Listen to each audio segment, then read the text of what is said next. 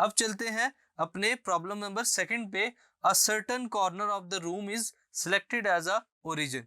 एक कॉर्नर को as a origin select कर लिया गया of the rectangular coordinate system. एक रेक्टेंगुलर कोऑर्डिनेट सिस्टम बन जाता है हमारे पास if an insect is sitting on an adjacent wall.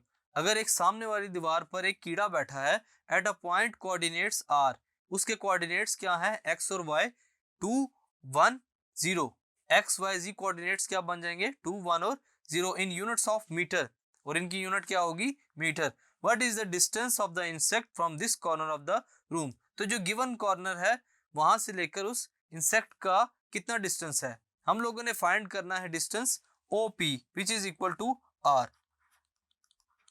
Distance OP which is equal to small r with an arrowhead which is equal to question mark. हम लोगों ने इसको फाइंड करना है। सॉल्यूशन क्या है, फिगर में हमारे पास क्या है स्टूडेंट्स, r किसके इक्वल बताया गया है एक्स आई यानी कि unit vector i plus y j के equal plus z k hat यानी कि k किसका यूनिट वेक्टर है z का, विच इज इक्वल टू यहाँ x की वैल्यू है हमारे पास 2 प्लस y की वैल्यू 1 है और z की वैल्यू है हमारे पास 0। ये तीनों कोऑर्डिनेट्स रेक्टेंगुलर कोऑर्डिनेट्स हम लोगों ने लिख लिए इनकी वैल्यूज के साथ।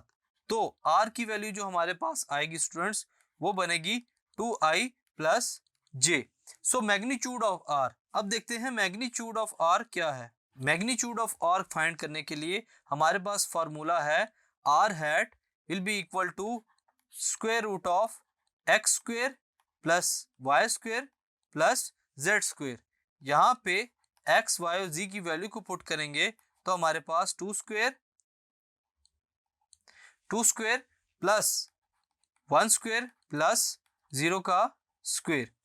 यहाँ पे वैल्यूज पुट करने के बाद आफ्टर सॉल्यूशन हमारे पास जो आंसर आता है वो है 4 + 1 विच इज इक्वल टू √5।